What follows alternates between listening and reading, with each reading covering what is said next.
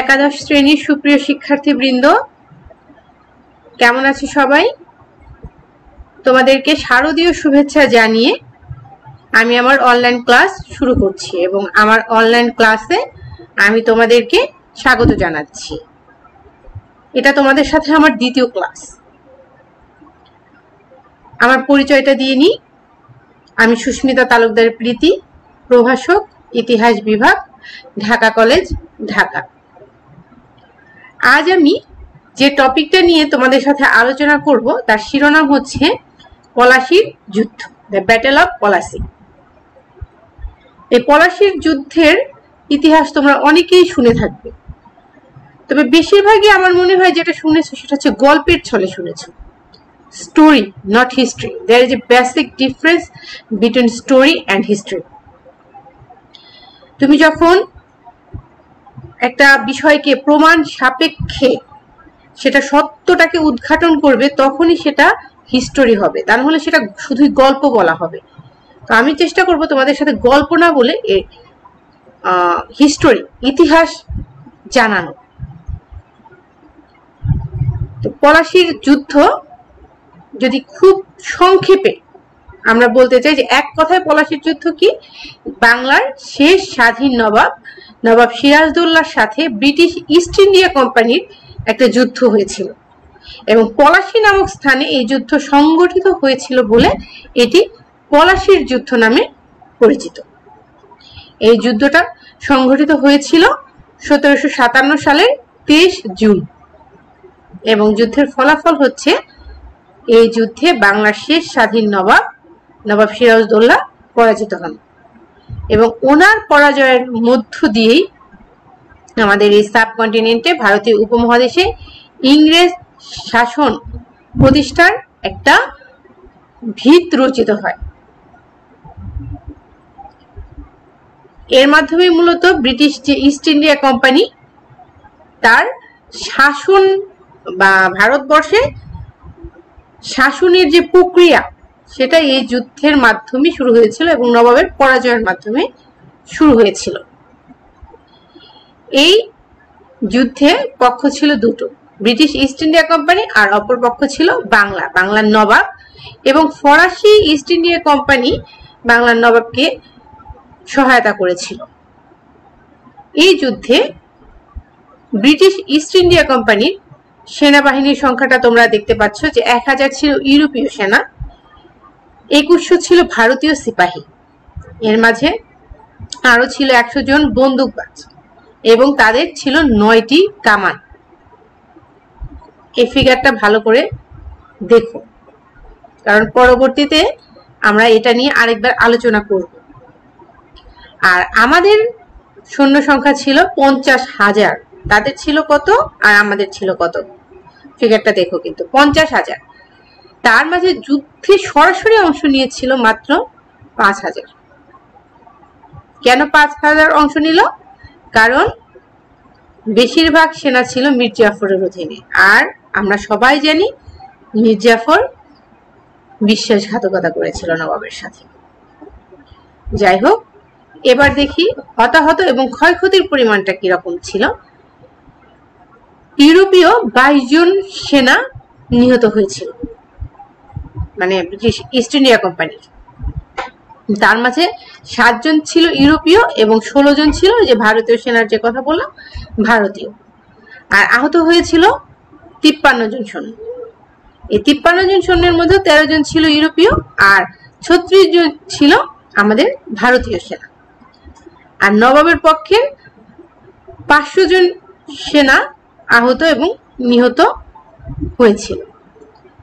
এবার আমরা আলোচনা করি এই যে যুদ্ধ, পলাশীর যুদ্ধ কেন হলো, পলাশীর যুদ্ধের পেছনে কারণ কি ছিল।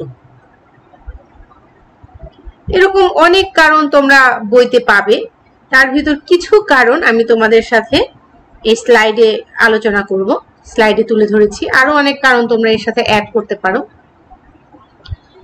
প্রথমেই সেটা হচ্ছে এই সিরাজদৌল্লার বিরুদ্ধে যে ষড়যন্ত্র। সিরাজদৌল্লা যখন সিংহাসনে বসেন তখন থেকেই মূলত তার বিরুদ্ধে একটা পারিবারিক শত্রুতা শুরু হয়ে যায়। কারণ সিরাজদৌল্লা ছিলেন আলীবর্দী খানের নাতি, মেয়ের ঘরের ছেলে। তার আরো মেয়ে ছিল এবং খুবই স্বাভাবিক ওই মেয়েরা মেনে নেয়নি যে তাদের ছেলে কেন সিংহাসনে না বসে সিরাজকে সিংহাসনে বসানো হলো। এই যে শুরু থেকেই যে একটা মনোমালিন্য, সিরাজের প্রতি যে একটা ক্ষোভ, এটা পারিবারিক কলহ পরবর্তীতে আমরা দেখি যে প্রাসাদ ষড়যন্ত্রের রূপ নিয়েছিল। এবং সিরাজের খালা ঘসিটি বেগম, তার নাম তোমরা শুনে থাকবে, ঘসিটি বেগম ছিল এর প্রধান বিরোধী। যদিও সিরাজদৌল্লা তার খালার বিষয়টা বুঝতে পেরে ওনাকে প্রাসাদেই নজরবন্দি করে রেখেছিলেন, কিন্তু তার যে খালাতো ভাই শওকত জং এবং ঘসিটি বেগমের যে দেয়ান রাজা রাজবল্লভ, এদেরকে তো আর নজরবন্দি করতে পারেনি। এবং এরাই দেখা গিয়েছে যে সিরাজের বিরুদ্ধে ষড়যন্ত্রের মূল জালটা বুনেছে। এবং এরাই, এদের ষড়যন্ত্রের সাথেই দেখা যায় পরবর্তীতে আরো অনেক দেশীয় ব্যক্তিবর্গ এবং ইংরেজরাও যোগ দিয়েছে। এরপর যে কারণটা আসে সেটা হচ্ছে যে ব্রিটিশ ইস্ট ইন্ডিয়া কোম্পানি, এই ব্রিটিশ ইস্ট ইন্ডিয়া কোম্পানি এবং ইংরেজদের অবাধ্যতা। বাংলায় যে সকল বিদেশি কোম্পানি বাণিজ্য করতো, যেমন ফরাসি east India company, British east India company বা পর্তুগিজরা এসেছিল, তো এই নিয়ম অনুযায়ী যে যখন কোনো নতুন নবাব সিংহাসনে বসেন তাকে কোনো উপঢৌকন মানে গিফট, উপহার পাঠাতে হয় অথবা কোনো একটা সৌজন্য সাক্ষাৎ করতে হয়। অন্যান্য কোম্পানিরা করলেও ব্রিটিশ ইস্ট ইন্ডিয়া কোম্পানি কিন্তু এটা করেনি, নবাবের সাথে দেখাও করেনি বা নবাবকে তার সম্মান স্বরূপ কোনো উপঢৌকনও পাঠায়নি। এটা কিন্তু ইংরেজদের একটা উদ্ধত্তপনা ছিল। এই বিষয়টা খুব স্বাভাবিকভাবেই ইংরেজ এবং নবাবের সম্পর্ক নষ্ট করে, কারণ নবাব এতে অপমানিত বোধ করে। এরপর থার্ডলি যে কারণটা নিয়ে আলোচনা করবে সেটা হচ্ছে নবাবের আদেশ অমান্য। নবাব আলীবর্দী খাঁ যখন ক্ষমতায় ছিলেন তখন ইংরেজরা বাণিজ্য করার অনুমতি পেয়েছিল, কিন্তু আলীবর্দী খাঁ কিন্তু তাদেরকে তার বাংলায় দুর্গ নির্মাণ করার কোনো অনুমতি দেয়নি। ফলে আলীবর্দী খাঁর সময়ে ইংরেজরা বাংলাতে কোনো দুর্গ নির্মাণ করতে পারেনি। কিন্তু সিরাজউদ্দৌলা যখন সিংহাসনে বসে তখন ইংরেজরা কলকাতায় দুর্গ নির্মাণের কাজ শুরু করে এবং ফরাসিরাও একটা দুর্গ নির্মাণের কাজ শুরু করেছিল, কিন্তু নবাবের নির্দেশে ফরাসিরা সেটা বন্ধ করে দেয়। ইংরেজদেরকেও একই নির্দেশ দেয়া হলে তারা কিন্তু সেটা শুনেনি। ফলে নবাব এবং ইংরেজের সম্পর্ক আবার খারাপ হতে থাকে। আমার এখানে একটা স্পেলিং মিস্টেক হয়েছে, অত্যন্ত বানানটা, সরি, যাই হোক। তো এর ফলে নবাব তাদের উপর ক্ষুব্ধ হয়। এরপর নবাব আরেকটা ঘটনা ঘটে নবাবের সাথে ইংরেজদের, যে সিরাজের বিরুদ্ধে তার খালা ঘসিটি বেগম এবং পূর্ণিয়ার যে শাসক শওকত জং তারা বিদ্রোহ ঘোষণা করে। এই বিদ্রোহ ঘোষণা করলে ইংরেজরা দেখা যায় যে এদেরকে সমর্থন করে, নবাবের বিপক্ষে গিয়ে এদেরকে সমর্থন করে। মানে আসলে প্রতিটা ঘটনায় দেখা যাচ্ছে যে ইংরেজরা নবাবের বিপক্ষে অবস্থান নিচ্ছে। এরপর আসি বাণিজ্যিক সুবিধার অপব্যবহার। ইংরেজরা যখন বাংলায় ব্যবসা করার অনুমতি পেয়েছিল প্রথমে তারা ভালোই বাণিজ্য করছিল, কিন্তু একটা পর্যায়ে দেখা যায় যে এই ইস্ট ইন্ডিয়া কোম্পানির অনেক ব্যবসায়ী সুদ ফাঁকি দিয়ে ব্যবসা করছে এবং তারা ব্যক্তিগত ব্যবসার জন্য ওই যে ফরমান দস্তক তার ব্যবহার শুরু করে, মানে দস্তকের অপব্যবহার শুরু হয়। এতে করে কি হয়, বাংলার যারা ব্যবসায়ী ছিল তারা ক্ষতিগ্রস্ত হতে শুরু করে। সিরাজউদ্দৌলা যখন তাদেরকে নির্দেশ দেয় যে শর্তাবলী মেনে ব্যবসা করার, ইংরেজরা সেটা শুনে না, তারা তাদের মতোই বাণিজ্য চালিয়ে যেতে থাকে। এতে করে আবার আরেকটা মনোমালিন্য শুরু হয় ইংরেজ এবং নবাবের মাঝে। এরপর আসি পরবর্তী টপিক সন্ধির শর্ত ভঙ্গ। নবাব সিরাজদৌল্লার সাথে ইংরেজরা দেখা যায় যে সন্ধির এর আগে ব্যবসা সংক্রান্ত যে সন্ধি হয়েছিল তার কোনো কিছুই মেনে চলছে না। তারা ব্যক্তিগত ব্যবসা করছে, নবাবকে কর দিচ্ছে না, আবার স্থানীয় যে সকল জনগণ ছিল তাদের সাথেও তারা দুর্ব্যবহার এবং অত্যাচার করা শুরু করে। ফলে নবাবের সাথে ইংরেজদের সম্পর্কের অবনতি ঘটতে থাকে। ইংরেজ কর্তৃক কৃষ্ণদাসকে আশ্রয় দেন। এই কৃষ্ণদাস ছিলেন নবাবের যে খালা ঘসিটে বেগম তার পক্ষ অবলম্বনকারী যে রাজা রাজবল্লভ তার পুত্র। এই কৃষ্ণদাস বাংলা থেকে প্রচুর পরিমাণ ধন দৌলত নিয়ে তার পরিবার সহ কলকাতায় পালিয়ে যায় এবং পালিয়ে গিয়ে কার আশ্রয় নেয়? ইংরেজদের আশ্রয় নেয়। ইংরেজরা তাকে আশ্রয় দেয়। এটা কিন্তু ইংরেজদের একটা, আমি বলবো যে খুব উদ্ধত্তপনা ছিল। এটা করার পর নবাব সরাসরি ইংরেজদেরকে প্রস্তাব দেয় যে কৃষ্ণদাসকে যেন তার নিকট ফিরিয়ে দেওয়া হয় এবং এই ইয়ার জন্য ফিরিয়ে আনার জন্য এবং বার্তা দেওয়ার জন্য নারায়ণ সিংহকে দূত হিসেবে ইংরেজদের কাছে নবাব পাঠান। কিন্তু ইংরেজরা এই নবাবের দূতকে চরম ভাবে অপমান করে এবং তাকে অপমানিত করে সেখান থেকে একরকম তাড়িয়ে দেয়, বের করে দেয়। মানে একের পর এক ঘটনা ঘটতে থাকে ইংরেজদের উদ্ধত্তপনা এবং তারা খুব স্পষ্টভাবে বুঝিয়ে দেয় যে নবাবকে তারা মান্য করে চলছে না। মূলত ওই যে প্রথম যে টপিকটা আলোচনা করলাম, প্রাসাদ ষড়যন্ত্র, মানে তারা নবাবের বিপক্ষে একজনকে সমর্থন করে তাকেই তারা ক্ষমতায় বসাতে যাচ্ছে এবং একের পর এক ঘটনা ঘটে যাচ্ছে, তারা নবাবকে অপমান করে যাচ্ছে। ফলে নবাবের সাথে ইংরেজদের সম্পর্ক ডে বাই ডে অবনতি হতে থাকে। এর মাঝে আগুনে ঘি ঢালে একটা কাহিনী, সেটা হচ্ছে অন্ধকূপ হত্যা কাহিনী। আমি কিন্তু এখানে কি শব্দ বললাম? কাহিনী। তো ইংরেজদের সাথে নবাবের যখন এই রকম একটা সম্পর্কের খারাপ অবস্থা, তখন নবাব ইংরেজদের প্রতি বিরক্ত হয়ে তাদেরকে শাস্তি দেওয়ার জন্য 1756 সালের 4 জুন একটা সেনাবাহিনী নিয়ে কলকাতা অভিমুখে যাত্রা করেন এবং নবাব কাশিম বাজারে ইংরেজদের যে একটা কুঠি ছিল সেটা দখল করে নেন। মূলত নবাবের যে এই যে আক্রমণ, এটা ছিল সাডেন আক্রমণ, অতর্কিত আক্রমণ। ফলে এই অতর্কিত আক্রমণে ইংরেজ যে গভর্নর ছিল ড্রেক, তারা এই ফোর্ট উইলিয়াম ছেড়ে পালিয়ে যায় এবং ফুলতা নামক একটা স্থানে তারা আশ্রয় নেয়। ফলে কি হয়, নবাব খুব সহজেই এই ফোর্ট উইলিয়াম বা কলকাতা দখল করতে পারে এবং তার নানা আলীবর্দী খানের নাম অনুসারে এর নাম রাখেন আলীনগর।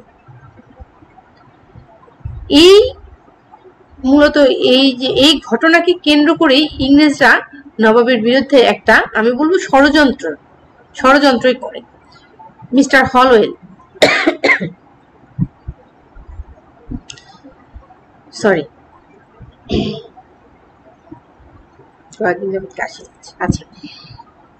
এরা নবাবের কাছে যখন আত্মসমর্পণ করে,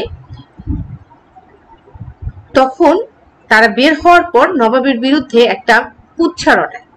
তারা এরকম বলে যে নবাব প্রায় 146 জন বন্দীকে 18/14 এইরকম একটা ছোট কক্ষে বন্দি করে রেখেছিল এবং প্রচন্ড গরমে তাদের প্রচন্ড শ্বাসকষ্ট শুরু হয় এবং এই ছোট্ট রুমে শ্বাসকষ্ট সাফোকেশনের কারণে 123 জন দম বন্ধ হয়ে মারা যায় এবং বাকি যারা ছিল 23 জন তারা খুব কষ্টে কোনো রকমের প্রাণ নিয়ে বেঁচে যায়।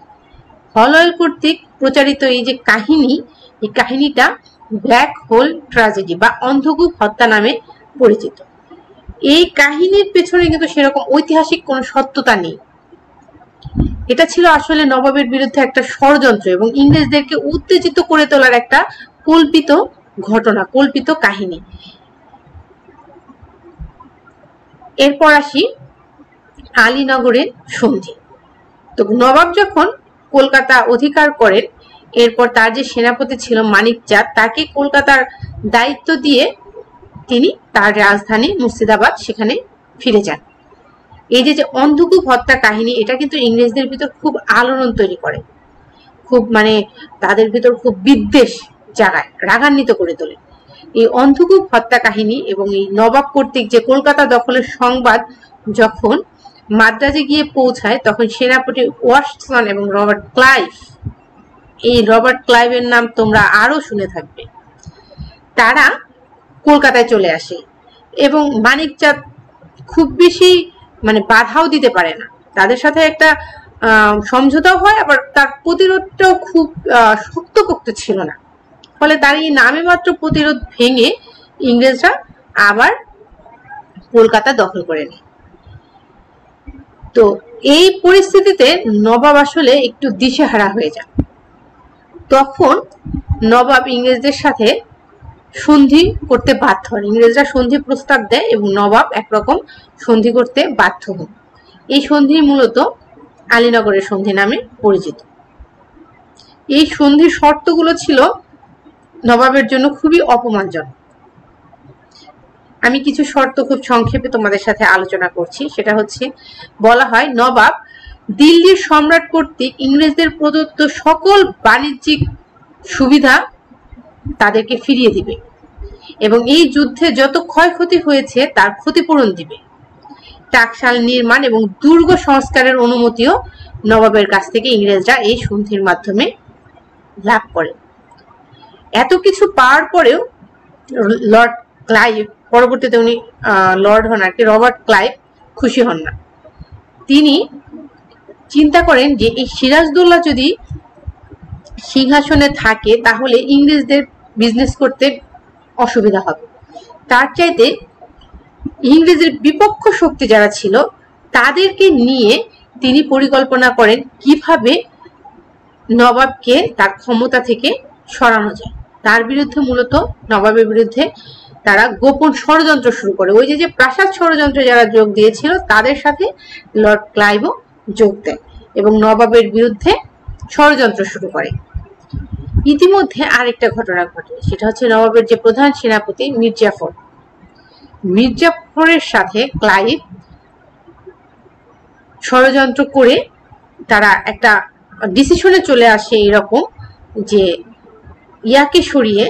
সিরাজকে সরিয়ে তারা মির্জাফরকে ক্ষমতায় বসাবে। তো ইতিমধ্যে আরেকটা ঘটনা ইউরোপে ঘটে। আমি কিন্তু প্রথম ক্লাসে তোমাদের সাথে আলোচনা করেছি, সেটা হচ্ছে ইউরোপে যখন ব্রিটিশ এবং ফরাসিদের মধ্যে দ্বন্দ্ব হয়েছে, সেই দ্বন্দ্বের রেশটা ভারতবর্ষেও পড়েছে। তো ইউরোপে যখন সপ্তবর্ষব্যাপী যুদ্ধ শুরু হয় তখন তার রেশ ভারতেও আসে। এখানে আবার সেই ব্রিটিশ এবং ফরাসিদের মাঝে দ্বন্দ্ব শুরু হয় এবং এই দ্বন্দ্বের জেরেই তাদের যে ফরাসিদের যে বাণিজ্য কুঠি ছিল চন্দননগর, এটা ইংরেজরা অধিকার করে। এতে তারা যখন ওই চন্দননগর থেকে বিতাড়িত হয়ে যায় তখন তারা আশ্রয় গ্রহণ করে মুর্শিদাবাদে নবাবের কাছে। ইংরেজদের এই উদ্ধত আচরণের জবাব দেওয়ার জন্য দাক্ষিণাত্যে যে ফরাসি সেনাপতি ছিল বুশি, তার সাথে যোগ সাজস করার চেষ্টা করে। মূলত নবাব চাচ্ছিল, ইংরেজরা যেহেতু তাদের বিপক্ষে, একটা হিস্ট্রিতে একটা কথা আছে, enemy's enemy is my friend, মানে শত্রু সে আমার বন্ধু। এখানে নবাবের শত্রু ইংরেজ, ইংরেজের শত্রু ফরাসি। সুতরাং ফরাসি এবং নবাব যদি বন্ধুত্ব হয় তাহলে কিন্তু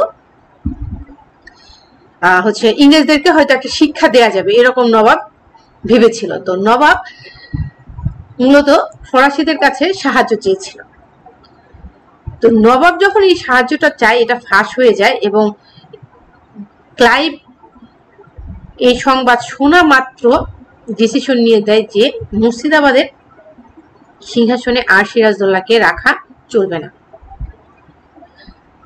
তখন সে ওই যে কে বলে মির্জাফর, তারপর হচ্ছে রাজবল্লভ, তারপর উমিচাঁদ, রাজবল্লভ এবং আরেকজন বিখ্যাত ব্যবসায়ী তখনকার জগৎ শেঠ, এই শেঠদের সাথে এবং দেয়ানদের সাথে তারা লর্ড ক্লাইভ একটা সমঝোতায় চুক্তি করে ফেলে এবং মির্জাফর আলী খান নবাবের বিনিময়ে ইংরেজদেরকে 2.25 কোটি টাকা প্রদানের অঙ্গীকার করেন।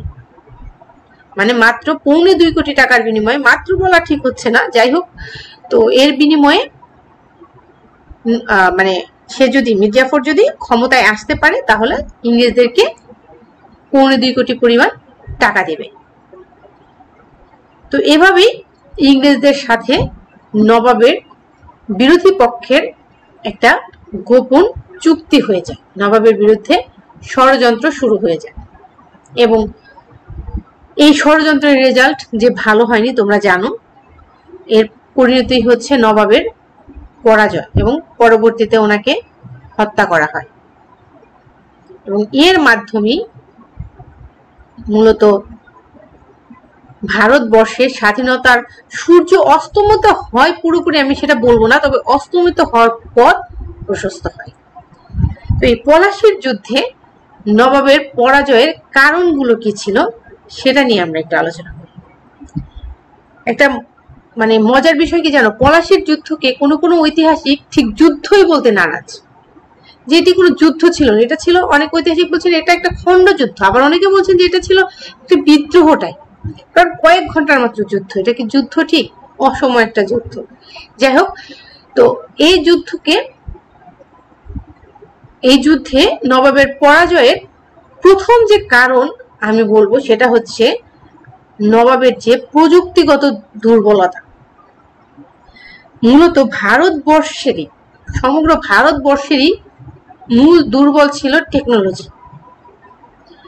আমাদের রাজারা দেখো তাজমহল নির্মাণ করেছে, ময়ূর সিংহাসন নির্মাণ করেছে, বড় বড় স্থাপনা নির্মাণ করেছে, কিন্তু কোনো ইউনিভার্সিটি নির্মাণ করেনি বা কোনো বিখ্যাত স্কুল কলেজ নির্মাণ করেনি।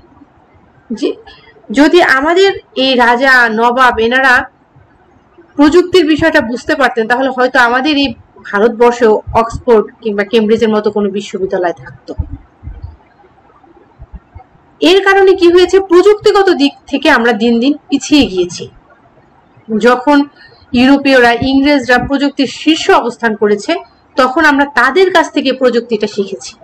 ইংরেজরা একটা গান পাউডার, একটা বন্দুক দিয়ে, একটা কামানের গোলা দিয়ে 100 জনকে মেরে ফেলেছে, আর আমরা সেখানে কি করেছি, 100টা বর্ষা ছুঁড়ে কিংবা 100টা তীর ছুঁড়ে একজনকে মারতে পেরেছি।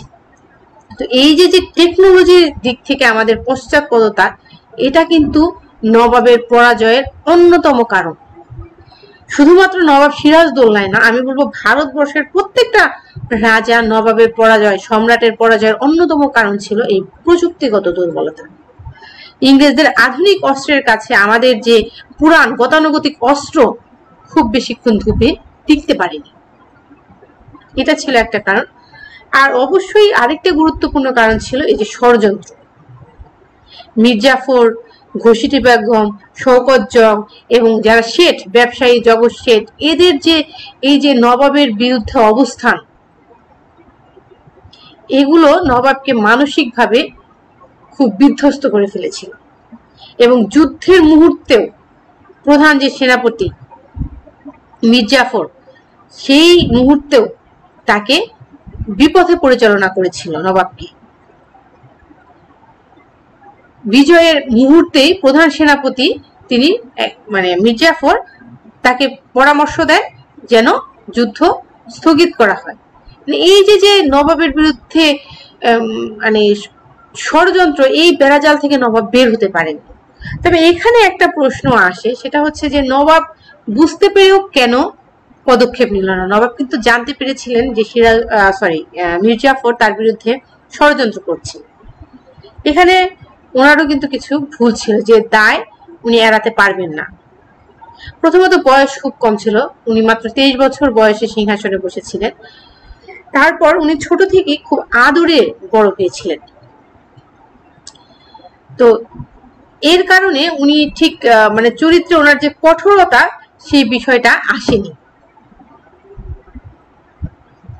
একটু নরম স্বভাব, মানে চারিত্রিক দৃঢ়তার একটু অভাব ছিল এবং বয়স কম থাকার কারণেই হয়তো হঠাৎ চাপে পড়লে যে একটা তাৎক্ষণিক ডিসিশন না, মানসিক শক্তি জোগাড়, সেই বিষয়টাও নবাবের ভিতর খুব একটা গ্রো করেনি। এটাও কিন্তু নবাবের পরাজয়ের অন্যতম একটা কারণ ছিল।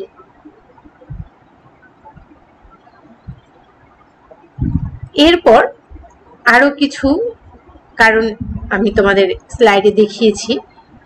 সেটা হচ্ছে যে নবাবকে ইংরেজদের ষড়যন্ত্র এবং ইংরেজদের যে শক্তি সেটাকে সম্পর্কে তার যে নানা বেঁচে থাকতে উনি কিন্তু বেশ কয়েকবার হুঁশিয়ার করেছিলেন, অথচ নবাব সেটাকে আন্ডার এস্টিমেট করেছিলেন।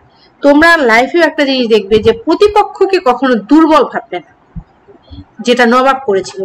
ইংরেজদের পাওয়ার সম্পর্কে তার সেরকম কোনো ধারণাই ছিল না এবং তাদেরকে দুর্বল ভেবেছিল, অথচ দুর্বল ছিল সে নিজে। প্রতিপক্ষকে কখনো দুর্বল ভাবতে হয় না, কারণ প্রতিপক্ষকে দুর্বল ভাবলে নিজের প্রিপারেশনটা ভালো হয় না। আমি যদি প্রতিপক্ষকে শক্তিশালী ভাবি তখন নিজেকেও আমি শক্তিশালী ভাবেই প্রিপেয়ার করার চেষ্টা করব। এই ভুলটাও নবাব করেছিলেন, ইংরেজদেরকে দুর্বল ভেবে তার যে প্রিপারেশন সেটাও দুর্বল হয়েছিল। আর তাছাড়া এই যে রবার্ট ক্লাইভের যে অবদান ইংরেজ ইস্ট ইন্ডিয়া কোম্পানির শাসন বিস্তারে, এই নবাব মানে এর মতো একজন ক্লাইভ কিন্তু নবাবের ছিল না। তার যে মানে রণকৌশল এবং তার যে কূটনৈতিক বুদ্ধি, এর সাথে কিন্তু নবাব পেরে ওঠেননি। মূলত এই সার্বিক সকল কারণই নবাবের বিপক্ষে ছিল এবং তার রেজাল্টই হচ্ছে পলাশীর যুদ্ধে নবাবের পরাজয়। এরপর আমি আলোচনা করব তোমাদের সাথে পলাশীর যুদ্ধের ফলাফলটা কি ছিল। ফলাফল এক কথাতেই শেষ করা যায়, সেটা হচ্ছে বণিকের মানদণ্ড শাসকের রাজদণ্ডে পরিণত। ইংরেজরা এদেশে এসেছিল ব্যবসা করতে এবং তারা ইংরেজরা একটা কোম্পানি এসেছিল, east India company, British east India company. এই কোম্পানি এসেছিল বিজনেস করতে, অথচ কোম্পানি দেশ শাসন শুরু করে দেয়, রাজ্য শাসন শুরু করে দেয়। এটাতেই বোঝা যায় যে এই যুদ্ধের ফলাফল কতটা ভয়াবহ ছিল। সিরাজদৌল্লা পরাজয়ের মাধ্যমে বাংলার যে স্বাধীনতার সূর্য সেটা অস্তমিত হওয়ার পথ প্রসারিত হয়ে যায় এবং মির্জাফর তাকে নামে মাত্র কিন্তু রাজা করা হয়। মূলত সে ছিল পুতুল রাজা, প্রকৃত ক্ষমতা ছিল ব্রিটিশ ইস্ট ইন্ডিয়া কোম্পানি বা লর্ড ক্লাইভের হাতে। এই ইয়ার পর পলাশীর যুদ্ধের পর এই ভারতীয় উপমহাদেশে ইংরেজদের একটা মানে কি বলবো বিশাল রাজত্ব এবং অর্থনৈতিক একটা মানে বিশাল অঙ্ক তারা পেয়ে যায়। তারা ইয়ার কাছ থেকে মির্জাফরের কাছ থেকে নগদ 1 কোটি টাকা এবং 24 পরগনার একটা বিশাল জমিদারিত্ব লাভ করেছিল। এতে করে তাদের রাজনীতিতে প্রবেশের বিরাট সুযোগ পায়, কারণ তারাও তো একটা জমিদার হয়ে গেল।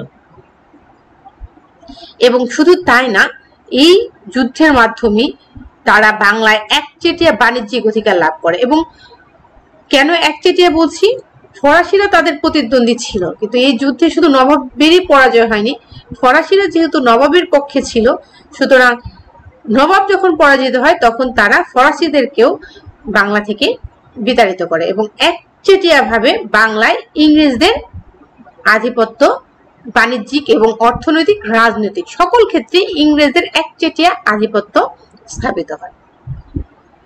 বিখ্যাত ঐতিহাসিক আর.সি. মজুমদার, রমেশ চন্দ্র মজুমদার, উনি বলেছেন যে পলাশীর যুদ্ধ বাংলা তথা সমগ্র উপমহাদেশে ইংরেজদের বিজয়ের পথ প্রশস্ত করে দিয়েছিল এবং কালক্রমে বক্সারের যুদ্ধ 1764 সালে যে বক্সারের যুদ্ধ, এর মাধ্যমে তারা নবাব মীর কাসিম এবং মুঘল সম্রাট দ্বিতীয় বাহাদুর শাহ জাফরকে পরাজিত করে সমগ্র উপমহাদেশের শাসনভার গ্রহণ করে। পলাশীর যুদ্ধ মূলত তাহলে কি বললাম, যে ভারতবর্ষে ইংরেজ শাসন শুরু ভিত্তিপ্রস্তর স্থাপন করে দেয় এবং এটাকে কেন্দ্র করে পরবর্তীতে বক্সারের যুদ্ধে চরম পরিণতি আমরা দেখতে পাই। বক্সারের যুদ্ধের মাধ্যমে ভারতবর্ষে স্বাধীনতার সূর্য চিরদিনের মতো অস্তমিত হয়ে যায়। এবং শুধু তাই না, পলাশী প্ল্যান্ডার, ব্রুকস অ্যাডামস এই ইয়াটা সর্বপ্রথম ব্যবহার করেন, এই শব্দটা পলাশী প্ল্যান্টার বা পলাশী লুণ্ঠন।